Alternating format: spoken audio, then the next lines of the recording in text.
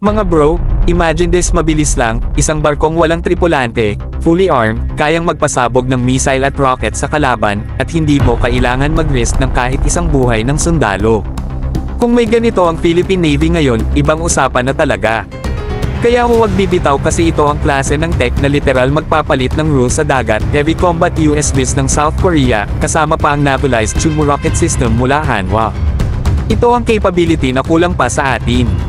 Right now, ang Philippine Navy ay lumalakas ng todo, may frigates, PACs, corvettes at paparating pang OPVs. Pero isang malaking butas sa arsenal natin ay yung unmanned naval combat capability. South Korea is already ahead dito. Nakapag-develop sila ng heavy combat unmanned surface vehicles, o USVs, hindi yung maliit na pang-patrol, kundi pang-bakbakan talaga. Isipin mo ito mga bro, Hanwha Combat USV autonomous o remotely operated, may sensors, may radar, kayang mag-track ng target sa ibabaw ng tubig o sa lupa. At ang pinaka-wild, pwede siyang dalhin ang naval version ng Chunmoo MLRS. Oo, yun mismo yung missile at rocket artillery system na sikat ngayon sa Korean Army, at may variant din na parang HIMARS. Meaning, pwede kang magpakawala ng rockets, guided missiles, at deep strike munitions mula sa dagat kahit hindi lumapit ang mga tao.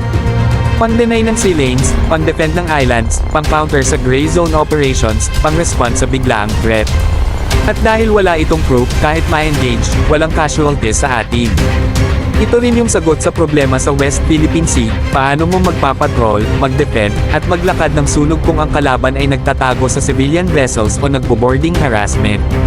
So ito na ang sagot sa mga yon. Kailangan natin